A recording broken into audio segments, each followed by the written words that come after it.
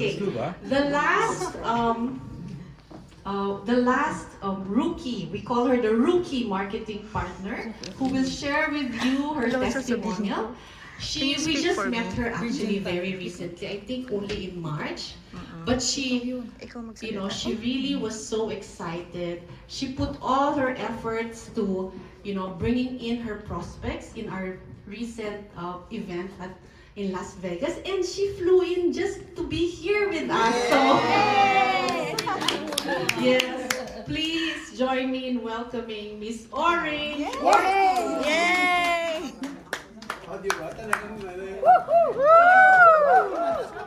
Candidate number one. Hello everyone, my name is Orange. For those of you who don't know me, I'm from Las Vegas.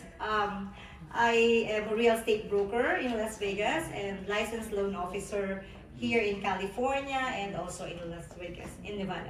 So I was introduced to Ayala Land because of Miss Ann Ramirez. She's the president of FARIPA, Filipino American Real Estate Professional Association.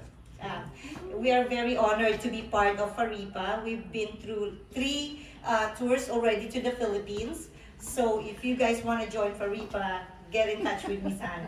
Actually, we're planning to open another branch in Las Vegas. Yes. I'll be the president. Yes. So anyway, I am a rookie and I thank you guys for, it's an honor to be part of Ayala Land. An extra chance to make money, why not? Yes. Right? So we don't put our eggs in one basket, so spread it out. So I was very, very passionate in selling because I would like our kababayans to own a piece of the Philippines. Even though we are all here in America, it's a great chance for us to have a good place to stay in the Philippines because some of us didn't grow in in the well-versed neighborhood like me. Mahirap lang kami, pero when you own an Ayala Land property, Mayaman. mayaman ka na. Deep I actually status. own Ayala Land Premier, and also big time. Charot. I also own, kakabili ko lang ng Solara sa Nuvali, ng maliit lang na condo, 1-bedroom condo. So I'm very, very inspired how Ayala delivers their project because the name speaks for itself. You don't even need to explain to the Filipinos what is Ayala because they develop Makati, they develop BGC, they develop the most high-end properties, communities in the Philippines. So it's really an honor to be an owner of an Ayala Land property.